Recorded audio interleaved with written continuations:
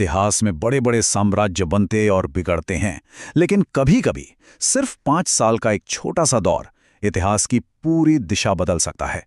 और कभी-कभी एक मामूली सी भूल एक शहंशाह से उसकी पूरी सल्तनत छीन सकती है। आज हम हिंदुस्तान के एक ऐसे ही शेरदिल बादशाह की कहानी जानेंगे। जरा सोचिए, ये शब्द किसी हारे हुए राजा के नहीं हैं, बल्कि उस शहंशाह के हैं जिसने ताकतवर मुगलों को हिंदुस्तान से बाहर का रास्ता दिखा दिया था, शेर शाह सूरी। तो सवाल ही उठता है कि आखिर मुट्ठी भर बाजरे में ऐसी क्या बात थी कि हिंदुस्तान का सबसे ताकतवर इंसान कह रहा था कि उसकी पूरी बादशाहत दांव पर लग गई थी। इस सवाल का जवाब जानने के लिए हमें चलना होगा साल 1544 में।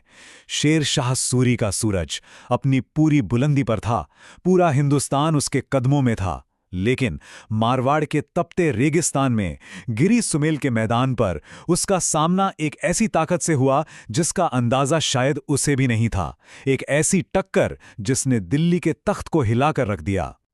जरा उस मंजर को अपने जहन में लाइए। एक तरफ शेरशाह की समंदर जैसी विशाल अफगान फौज और दूसरी तरफ मुट्ठी भर राजपूत शूरवीर जिन्हें लीड कर रहे थे जैता और कुंपा। ये कोई आम लड़ाई नहीं थी, ये एक तूफान था। राजपूतों की तलवारें जब चली तो ऐसा लगा मानो आसमान से बिजली खड़क रही हो।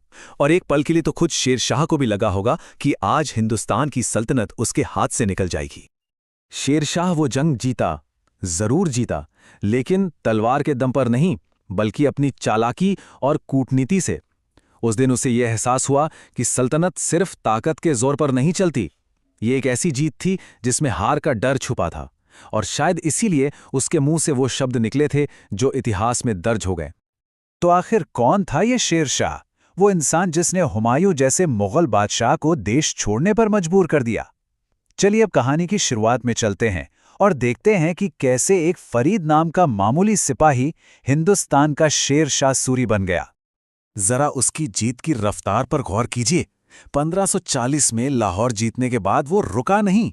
पंजाब, बंगाल, मालवा, मुल्तान, एक के बाद एक पूरे उत्तर भारत पर सूरी सल्तनत का झंडा लहरा रहा था। सिर्फ 4 सालों के अंदर उसने हिंदुस्तान का नक्शा ही बदल कर रख दिया। ये किसी सेनापति की नहीं, बल्कि एक आंधी की रफ्तार थी। लेकिन हम सब जानते हैं, एक साम्राज्य सिर्फ लड़ाइयों से नहीं बनता, उसे बनाने और चलाने के लिए दूर की सोच चाहिए। और हाँ, कभी-कभी बेहद सख्त और क्रूर फैसलों की भी जरूरत पड़ती है। शेरशाह की कहानी इन दोनों ही पहलुओं से भरी पड़ी है। ये जो आप देख रहे हैं, ये है रोहतासगढ़ का अजेय किला। ये सिर्फ पत्थर और गारे की दीवारें नहीं है, नहीं, ये शेर शाह की सोच है। वो अच्छी तरह जानता था कि हुमायूं और मुगल वापस जरूर लौटेंगे, इसलिए उसने सरहद पर एक ऐसी चट्टान खड़ी कर दी जिससे कोई भी हमलावर टकराकर चूर चूर हो जाए। ये उसकी दूरदृष्टि का सबसे बड़ा सबूत था। पर वही सवाल फिर सामने आ जाता है कि क्या एक साम्राज्य बनाने के लिए कोई भी कीमत चुकाई जा सकती है? क्या हर फैसला सही होता है? इस सवाल का जवाब हमें शेरशाह की कहानी के सबसे काले पन्ने पर ले जाता है। एक ऐसा दाग जो उसकी तमाम जीतों पर हमेशा भारी रहा। साल था 1543, जगह थी रायसीन का किला। यहां शेरशाह ने वहां के शासक पूरनमल को सुरक्षित बाहर निकलने का वचन दिया, एक बादशाह का वचन। लेकिन वो वचन तोड़ा गया, और उसके बाद जो हुआ वो जंग नहीं थी, वो एक कत्लेआम था। एक ऐसा धोखा जिसने शेरशाह के दामन पर हमेशा के लिए एक काला दाग लगा दिया। ये विश्वासघात इतना भयानक था कि उसके अपने ही सेनापति कुतुब खान ने शर्मिंदगी में अपनी जान दे दी। पर इतिहास की खासियत यही है कि वो किसी को सिर्फ एक नज़र से नहीं देखता। शेरशाह को सिर्फ एक विजेता या एक क्रूर शासक के तौर पर याद नहीं किया जाता। उसकी असली विरासत थी एक प्रशासक के तौर पर, एक ऐसा आर्किटेक्ट जिसके बनाए रास्ते पर चलकर ही आगे अकबर को महान बनने में मदद मिली। चलिए देखते हैं कैसे। Finance ministry, army ministry, foreign affairs, सुनने में लग रहा है ना जैसे आज की सरकार की बात हो रही हो। लेकिन ये सिस्टम शेरशाह ने आज से लगभग 500 साल पहले बनाया था। उसने पूरी सल्तनत को इन 4 मजबूत पिलर्स पर खड़ा कर दिया, जिससे प्रशासन एकदम साफ और तेज हो गया।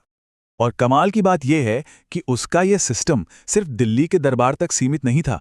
उसने पूरे साम्राज्य को सरकार यानी जिलों में बांटा, फिर जिलों को परगना यानी सब डिस्ट्रिक्ट्स में, और फिर परगना को गांव में। ये एक ऐसी जंजीर थी जो बादशाह को सीधे एक आम किसान से जोड़ती थी। तो एक विशाल साम्राज्य, एक बेहतरीन एडमिनिस्ट्रेटिव सिस्टम, शेर शाह ने वो सब कुछ हासिल कर लिया था जिसका उसने सपना देखा था, लेकिन एक चीज थी जो उसके हाथ में नहीं थी, और वो थी किस्मत। उसकी आखिरी लड़ाई का फैसला उसकी रणनीति से नहीं बल्कि किस्मत के क्रूर मजाक से होना था।